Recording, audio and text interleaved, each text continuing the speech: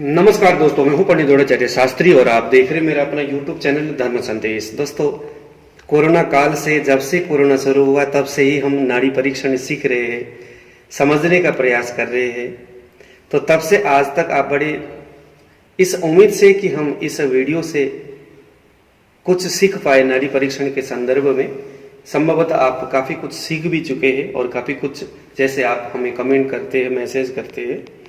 तो आइए जरा उसी क्रम को आगे बढ़ाते हुए आज हम नाड़ी परीक्षण के 27वें भाग में अर्गन पल्स के रूप में ब्लैडर के विषय में चर्चा करेंगे, जिसे हम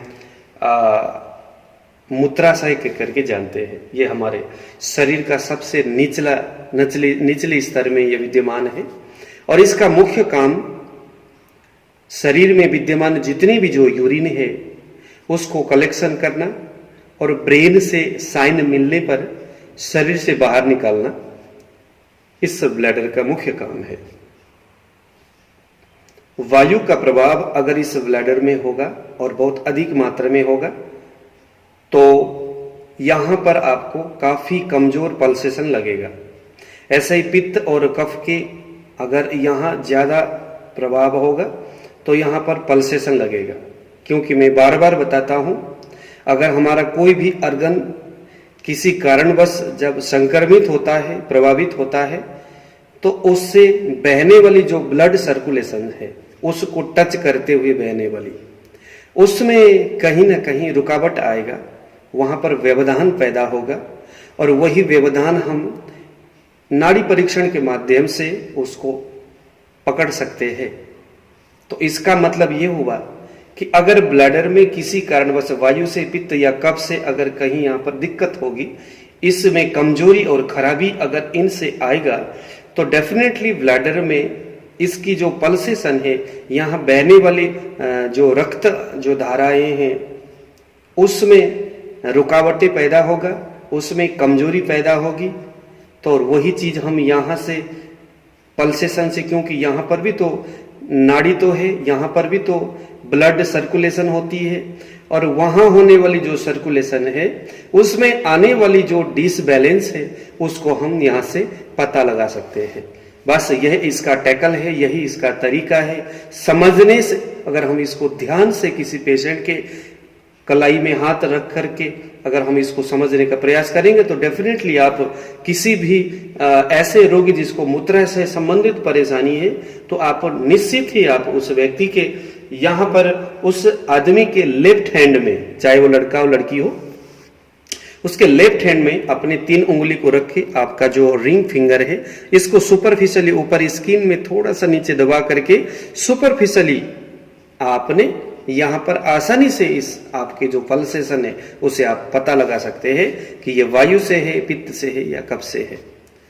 ये तमाम जो समस्या अभी मैं आपको बताने जा रहा हूं दोस्तों, मूत्राशय यानी ब्लैडर में बहुत सारी दिक्कत होती है, बहुत सारे नाम है।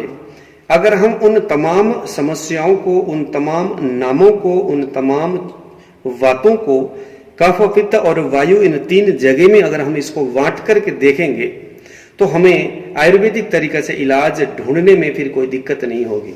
तो अष्टविध और 10विध परीक्षण के माध्यम से जब आपने उस व्यक्ति के जो रक्तगत जो दोष है या रसगत जो दोष है, धातुगत दोष, कफ पित्त वातात्मक जो दोष है उसको जब आपने देखा और उसके नाड़ी के वेग को आपने देखा, नाड़ी की जो बल है उसको आपने देखा, उसके बाद आप पहुंच गए सभी चीजें देखते हुए उसके ब्लैडर तक। अब यहां आपने सुपरफिशियली आपकी जो रिंग फिंगर है उसको आपने ऊपर स्किन में स्पर्श कराना है।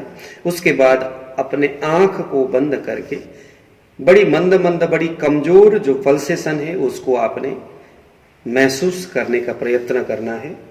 ध्यान देना, यहाँ पर बहुत ज्यादा आपका अटेंशन होनी चाहिए। अगर जरा सा भी ध्यान आपका इधर से उधर भटका तो इस पल्सेशन को आप बिल्कुल भी पकड़ नहीं पाएंगे, क्योंकि ये कफ वाला उंगली है और कफ का जो स्पाइक है बहुत धीमी, बहुत मंद, बहुत कमजोर पता ही नहीं चलता है। वैसे जो कफ प्रकृति वाले जो रोगी होते हैं उनके तो ये इस उंगली के नीचे तो लगता ही नहीं है कि भाई यहाँ कुछ नाड़ी बह रही है। इसीलिए आपका मेडिटेशन, आप ध्यान धारणा है ना, अपने गुरुओं की, अपने इष्ट देवताओं की उपासना ज्यादा से ज्यादा करेंगे, मेडिटेशन ज्यादा से ज्यादा करेंगे तो इस स्थिति में आप पहुंच पाएंगे कि इस ब्लैडर के बारे में आप, यानी कि आपके रिंग फिंगर से कहीं भी कोई चीजें अगर आपने देखना हो तो उसको आप देख सकते हैं, अदरवाइज बड़ी मुश्किल है इसको देख पाना। तो आइए जरा सबसे पहले हम बात करेंगे कि यहां पर अगर ये मूत्राशय यानी ब्लैडर में अगर वायु का प्रभाव होगा तो क्या क्या हो सकता है। सबसे पहले, क्योंकि वायु का जो स्वभाव है वो सुखाना है, वायु का स्वभाव चंचल प्रकृति है, शीत प्रकृति है ना, वो स्किन को काला करता है, स्किन को सुखा देता है, सूखने के बाद वो कमजोर हो जाता है, उसमें रुकावटें पैदा हो जाती है। तो ये सारी चीजें वायु से होती है। वो किसी भी अर्गन में जाकर के वायु जब प्रभावित करे तो उस अर्गन से संबंध जो विशेषताएं है उसमें इसी तरह के प्रॉब्लम क्रिएट करेगा। चूंकि यह यूरिन से संबंधित प्रॉब्लम है, ब्लैडर में तो बैठता ही यूरिन है, तो यहां आज हम चर्चा भी यूरिन से ही रिलेटेड ज्यादा करेंगे। चूंकि ये यूरिन का एक निवास स्थान है, तो वायु का प्रभाव होगा तो आपके यूरिन की बड़ी कमी होगी, पेशाब आएगा ही नहीं। अगर कभी आएगा तो ठंडी पेशाब आएगा, पेशाब वो ठंडा आएगा, शीत पेशाब। तीसरे में गुर्दा जो है उसके सूख जाना या कमजोर हो जाना वायु के पल्सेशन लगने का ये एक अंदाज आप लगा सकते हैं। यहां पर वाइब्रेशन हो रहा है, इसका मतलब आप कह सकते हैं कि भैया आपके पेशाब नहीं आता ढंग से, गुर्दे में खराबी है या कहीं ना कहीं गुर्दे कमजोर है या सूखा हुआ है। एक बात और, अगर आपके मूत्राशय यानी ब्लैडर में वायु का प्रभाव होगा तो आपके किडनी में भी इसका असर होगा, तो यहां पर आपके किडनी खराब होने का संभावना दिख सकता है। ठीक है जी। पेशेंट को बोलना है आपने कि आप अपने जो यूरिनरी ब्लैडर है और जो किडनी है उसको जाकर के डायग्नोस करके आए। रिपोर्ट जब लेके आएगा उसके बाद आप जब इस चीज को आपने नाड़ी परीक्षण करना है, क्योंकि पहले पहले आपको चीजें करने पड़ेंगे, तो दोनों को आप देखिएगा, आपको लगेगा कि वाकई में यहाँ पर वायु का स्पाइक हो रहा है, यहाँ से इसके किडनी में भी प्रॉब्लम है, तो आपको बड़ा आनंद आएगा। और उसके बाद आपने कौन सा इलाज करना है, वस्ती देना है वायु शामक दवाइयों का, और कुछ दवाई भी ऐसे देना है जो कि वायु शामक हो, तो बहुत अच्छा रहेगा। और एक सबसे भयानक स्थिति ये अक्सर जब अधिक उम्र तकरीबन 75 ईयर से जब ऊपर की ओर जब उम्र चला जाता है तो पेशाब का रोक पाने में बड़ा कमजोरी, पेशाब बार बार आ जाता है, बार बार गिर जाता है, पेशाब रुकता ही नहीं है। तो ऐसी स्थिति भी यहाँ पर वायु के ही प्रभाव से होता है। ब्लैडर में अगर वात स्पाइक अगर यहाँ होगा तो आप कह सकते हैं अधिक उम्र वाले लोगों को कि हाँ जी आपका यूरिन बार बार निकलता है, बार बार गिरता है, आपसे रोका भी नहीं जा सकता है। क्या बोलते हैं इसको, इनकंटिनेंस कुछ बोलते हैं। तो ऐसे कुछ सिचुएशन उस पेशेंट के सामने आ सकता है। तो दोस्तों ये तो रहा वायु के प्रभाव से होने वाले ये जो है मूत्राशय की समस्या। अब हम बात करेंगे जरा पित्त से होने वाली समस्या। चूंकि पित्त आग है, यह चीजों को जलाने का, गलाने का और पकाने का काम करता है, तो अगर ब्लैडर में पित्त का प्रभाव होगा, इस सेंटर में स्पाइक लगेगी, आप कह सकते हो कि जनाब आपके क्या यूरिन में जलन या दर्द होता है। आप कहिए कि जब आप यूरिन करते हो उस यूरिन में बड़ी गहरा पीला कलर का रंग दिखता है, तो डेफिनेटली आपका पेशेंट कहेगा ऐसा ही होता है। पित्त स्पाइक से आप यहां देखेंगे। और दूसरे नंबर में एसिडिक पीएच यूरिन।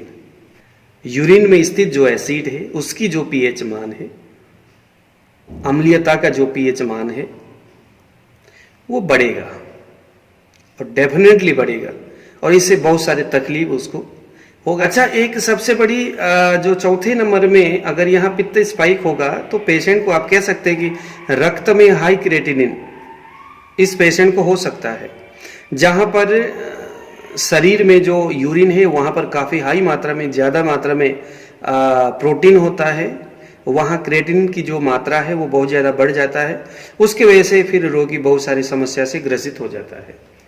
तो यहाँ आप आसानी से कह सकते हैं भाई रक्त में हाई क्रिएटिनिन बहुत ज़्यादा बढ़ जाता है और रक्त में है कि समस्या यहाँ पर आप आसानी से यहाँ देख सकते हैं। तो ये तो रहा दोस्तों पित्त स्पाइक से होने वाली समस्या। अब जरा बात करते हैं कफ स्पाइक। आप जानते हो भाई जो कफ जो है वो जो कंस्ट्रक्शन का काम करता है, इसको बांधने का, इसको है ना, इसको जकड़ने का, पकड़ने का, इसको ब्लॉक करने का, ब्लॉकेज का काम कफ करता है। तो कफ के प्रभाव से सबसे पहला जो समस्या है जिसको बोलते हैं एल्ब्यूमिन्यूरिया डायबिटीज। तो यह जो समस्या है एल्ब्यूमिन्यूरिया डायबिटीज, यहाँ पर पेशेंट के जो यूरिन है वहाँ पर प्रोटीन की मात्रा इतनी ज़्यादा होती है कि उसी की वजह से पेशेंट को डायबिटीज होता है। उसके किडनी में काफ़ी ज़्यादा प्रॉब्लम होता है और जो ब्लड शुगर लेवल जो है बहुत ज़्यादा बढ़ जाता है और उसके जो ब्लड प्रेशर जो है वो भी बहुत हाई हो जाता है। तो यह एक ऐसी स्थिति है जहाँ पर ये जो ब्लैडर यहाँ पर कफ स्पाइक होने से होता है। अगर आपके सामने कोई डायबिटीज का मरीज आया है तो सबसे पहले आपने क्या करना है, उसके लेफ्ट हैंड के इंडेक्स फिंगर को सुपरफिशियली रख करके कफ स्पाइक के ऊपर के अंदर आपने बड़ी ध्यान से इसको देखना है, क्या यहाँ पर स्पाइक हो रहा है कफ। अगर होता है तो आपका जो ध्यान है यही एल्ब्यूमिन्यूरिया डायबिटीज की तरफ जरूर जानी चाहिए। आप उसको कह सकते हैं कि भैया आपके यूरिन में प्रोटीन का मात्रा बहुत ज्यादा है, तो फलस्वरूप आपके हो सकता है ब्लड प्रेशर भी काफी ज्यादा बढ़ा हुआ है। तो ये सारी चीजें आपके किडनी में भी प्रॉब्लम होने का संभावना हो सकता है, कह करके आप अगले को आप बता सकते हैं, उसको थोड़ा सा आप सजग कर सकते हैं कि इस प्रोटीन को कैसे कम किया जाए। कफ शामक दवाइयों का कंपोज तैयार करके रोगी को आप दे सकते हैं। तो ये कफ स्पाइक से आप इसको पता लगा सकते हैं। और एक दूसरा समस्या आप सब जानते हो, हाइलिन कास्ट बोलते हैं इसको। तो दोस्तों ये जो हाइलिन कास्ट जो है ये भी प्रोटीन की ही डिसबैलेंस की वजह से होता है। तो और तीसरे नंबर में मूत्र मार्ग के संक्रमण, कई सारे तरीका से संक्रमण हो सकता है। तो संक्रमण, मूत्र मार्ग के संक्रमण तीसरे नंबर में। चौथे नंबर में आया अगर कफ स्पाइक होगा तो पुरुष ग्रंथि की वृद्धि होना। अगर कफ स्पाइक हो रही है तो डेफिनेटली यहां पर हम कह सकते हैं कि पुरुष ग्रंथि की वृद्धि होना, या कह सकते मूत्राशय में गांठ पड़ जाना। ठीक है जी। तो यह सभी जो स्थिति है कफ स्पाइक के वजह से होता है। कफ स्पाइक के वजह से यहां पर कैंसर भी हम देख सकते हैं, ब्लैडर में संभावना हो सकता है कैंसर बनने का। तो अगर कैंसर कभी होगा तो यहां पर हमने कैसे देखना है, वात स्पाइक पित्त और पित्त स्पाइक कफ। कैंसर तब बनता है जब वायु, पित्त और कफ ये तीन ही जो दोष है वो बैलेंस से या डिसबैलेंस से एक या किसी भी ऑर्गन में अपना नेगेटिव प्रभाव दिखाते हैं। वहां वायु भी बिगड़ करके प्रभाव दे रहा है, पित्त भी बिगड़ करके प्रभाव दे रहा है, कफ भी बिगड़ करके प्रभाव दे रहा है। सबसे पहले कफ बिगड़ेगा, उसके वजह से सिस्ट वगैरह पैदा होगा, वहां पर कुछ गांठ वगैरह बनेंगे। उसके बाद स्पाइक पित्त की ओर जाएगा, पित्त बिगड़ेगा, वहां पर जाकर के पित्त का नेगेटिव प्रभाव होगा। फिर उसको जला करके पका करके वहां से फिर कुछ संक्रमण पैदा करेगा। फिर वायु जो है उस संक्रमण को और कफ के उस सिस्ट को, उस वृद्धि को, पके हुए उन सारे गंदगियों को वायु तितर बितर कर देता है, इधर से उधर उसको फैला देता है। तो उस संक्रमण को लेकर के वायु आगे से पीछे चला जाता है, तो यहाँ फिर कैंसर होने की संभावना होता है। यही स्थिति सभी दूसरे ऑर्गन में हम समझ सकते हैं। तो कैंसर होने के लिए सबसे पहले उस ऑर्गन में कफ का प्रभाव होगा। कफ से वहां पर किसी चीज की अभिवृद्धि करेगा, पित्त वहां पर जाकर के उसको जलाएगा, उसको संक्रमण पैदा करेगा, और वायु जो है संक्रमित उस स्थिति को लेकर के इधर से उधर विचरण करेगा। तो कैंसर में कफ, पित्त और वायु स्टेप बाय स्टेप ये तीन चीजें इसमें देखा जाता है। तो इस तरह से आप ब्लैडर के बारे में, नाड़ी परीक्षण के अंतर्गत किसी भी व्यक्ति के शरीर में ब्लैडर से होने वाली ये तमाम विकृतियों को, समस्याओं को आप जान सकते हैं, पता लगा सकते हैं, क्या क्या समस्या है, क्या बोलना है। ये सारी चीजें आपने बड़ी सावधानी से, बड़ी ध्यान से, क्योंकि एक स्पाइक से बहुत सारी समस्या है, ये कोई जरूरी नहीं है कि सारी समस्या हो। तो स्थिति को देख करके पेशेंट के दूसरे परीक्षण आदि करने के बाद फिर आपने डिसाइड करना है, भाई वायु की वात स्पाइक यहाँ हो रही है, तो पेशाब की कमी, शीत पेशाब, गुर्दे की सूख जाना, कमजोर होना, और पेशाब का रोक पाने में बड़ी कमजोरी होना, इनकंटिनेंस का होना, ये सभी चीजें, इनमें से कौन सा चीज हो सकता है और ज्यादा मात्रा में होगा, ज्यादा प्रभावी रूप से होगा, ये सारी चीजें आपने उस पेशेंट के शारीरिक स्थिति, उसके जो रिपोर्ट वो आपके सामने लेकर के आया है, तमाम दूसरी चीजें देख करके आपने डिसाइड करना है। तो दोस्तों आज का मेरा यह प्रसंग इतना ही। मैं कल फिर आपको नाड़ी परीक्षण से संबंध में, ऑर्गन पल्स के संबंध में, कल का जो प्रसंग है हमारा वो किडनी के ऊपर है। तो बिल्कुल ध्यान से इन चीजों को आप नोट करिए, आप स्टडी करिए, पेशेंट के ऊपर इसको आप अप्लाई करिए। उसके बाद कल आने वाला जो किडनी के ऊपर हम जो एनालाइज करेंगे उसको सुनने के लिए बिल्कुल आप तैयार हो जाइए। जैसे वीडियो आता है वैसे आप उसको सुनिए, नोट करिए, पढ़िए, सीखिए। और एक बात और, यदि आप मेरे इस चैनल को यदि आपने सब्सक्राइब नहीं किया है तो आप जरूर सब्सक्राइब करें। यदि आप किसी आयुर्वेदिक ग्रुप या किसी व्हाट्सएप के ग्रुप, फेसबुक के किसी ग्रुप के साथ अगर आप जुड़े हुए हैं तो आप इस वीडियो को आप जरूर शेयर करिए, ताकि आप जैसे और भी तो तमाम दूसरे लोग होंगे जिनको नाड़ी परीक्षण सीखना होगा, तो उनको आप पर्सनल स्पेशल आप उनको कमेंट बॉक्स में कुछ लिख करके उनको कहिए कि भैया ये वाला जो नाड़ी परीक्षण वाला जो कोर्स यहाँ पर विस्तृत तरीके से समझाया जा रहा है, तो इसको आप देख करके पढ़े, तो उनके लिए भी बेनिफिट है।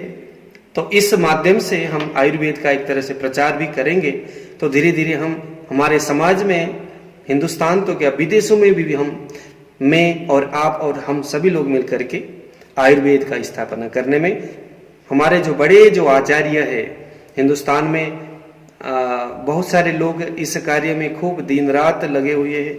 तो हम उनको, उनकी जो इस आयुर्वेद रूपी इस विषय को बढ़ाने में जो वो यज्ञ कर रहे, उसमें थोड़ा सा हमारे तरफ से भी एक आहुति जैसा प्रदान होगा।